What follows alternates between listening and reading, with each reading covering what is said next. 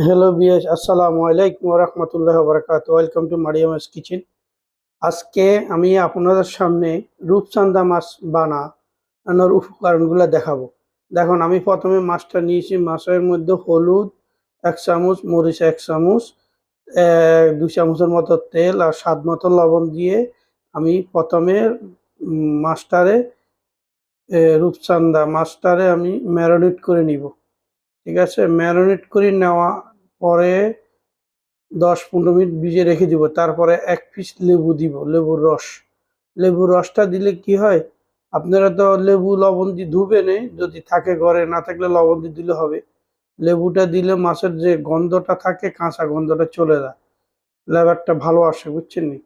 এই দেখেন, ম্যারিনেটটা হয়ে গেছে। দেখেন, এইভাবে ভালো করে মিক্স করে নেবেন। এই যে এইভাবে ভালো করে মিক্স করে নেবেন।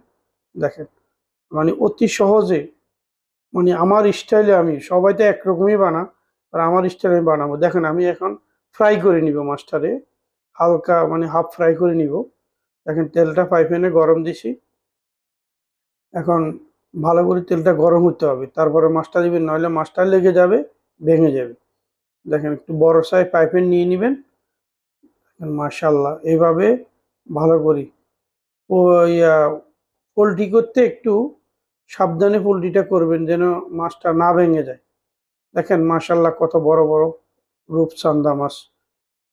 এটা দেখতেও সুন্দর, রান্না করলে টেস্টটাই অন্যরকম হয়। দেখেন, এইভাবে হালকা ফ্রাই করে নেবেন, খুব সাবধানে উল্টাবেন যেন না ভেঙে যায়। আপনারা চাইলে দুইটা দুইটা দুইবার ভেজে নিতে পারেন। দেখেন, এবারে আপনারা বাসায় বানায় এইভাবে খাবেন ইনশাল্লাহ, আর আমার পাশে থাকবেন, আমাকে মাছ সাপোর্ট করবেন একটু। দেখেন, মাছটা ভাজা হয়ে গেছে। এখন দেখেন, কালারটা দেখেন, মাশাল্লাহ কত সুন্দর হয়েছে। দেখছেন, এভাবে একটু মাখা মাখা ইয়ার সসটা বানায় নিবেন, মাখা মাখা থাকবে। বেশি পানি থাকলে আর মজা হবে না। এই রূপচাঁদা মাছের সসটা দেখেন। ঠিক আছে, তাই এখন দেখেন, আসেন, এখন আমি এটার জন্য একটা গ্রেভি বানাবো। এই মাছটার জন্য আমি একটা গ্রেভি বানাই নিব। গ্রেভির ভিতরে আমি কি কি দিই, উপকরণগুলো আপনারা ফলো করবেন। মেন হইলো আসলে এটাই। আমি এখানে 2টা টমেটোরে গ্রিল করে নিয়েছি। তারপরে দেয় একটা পেঁয়াজ বড় দেখা গ্রিল করে নিয়েছি। তারপরে দেয় 5-6টা কাজু বাদাম দিয়েছি।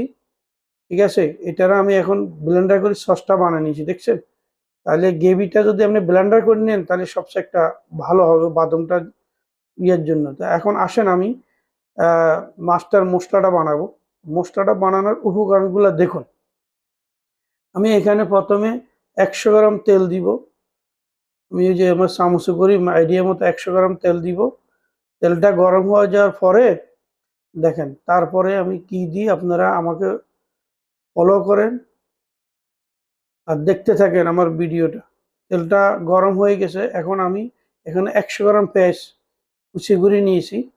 তারপরে দেখেন, পেঁয়াজটা ভালো করে একটু ভেজে নেবেন। তারপরে আমি এখানে 7-8টা কারি পাতাটা দিলে কি গন্ধটা খুব, তরকারি ফ্লেভারটা ভালো আসে। দেখুন, আমি এখন কারি পাতাটা দিয়েছি। তারপরে স্বাদ মতো লবণ। এখানে যেহেতু ওখানে মাছের লবণ দেওয়া আছে, এখানে একটু কমাই দিবেন, পরে আবার দেখে দেওয়া যাবে। ঠিক আছে, তারপরে এখন আসেন, পেঁয়াজটা একটু বাদামি কালার করে নি। বাদামি কালার হয়ে গেছে।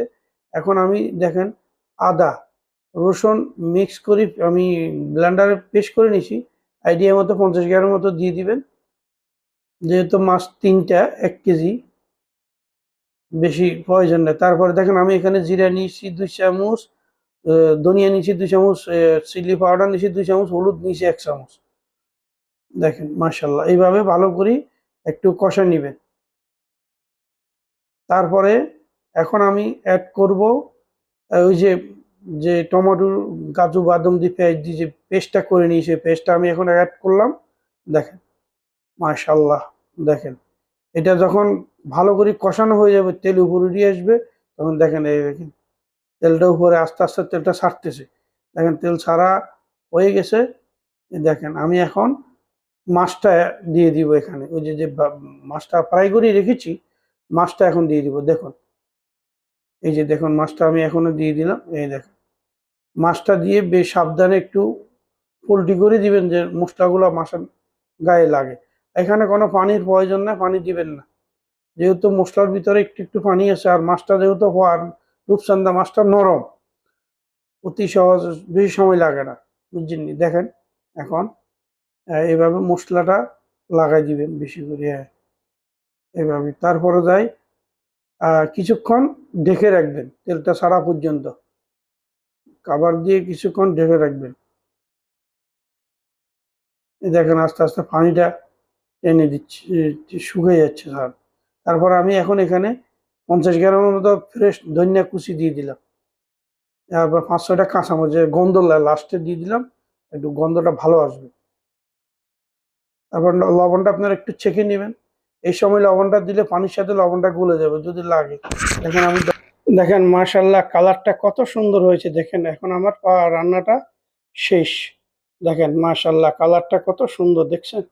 মাশাআল্লাহ মাশাআল্লাহ, দেখছেন? এইভাবে আপনারা ঘরে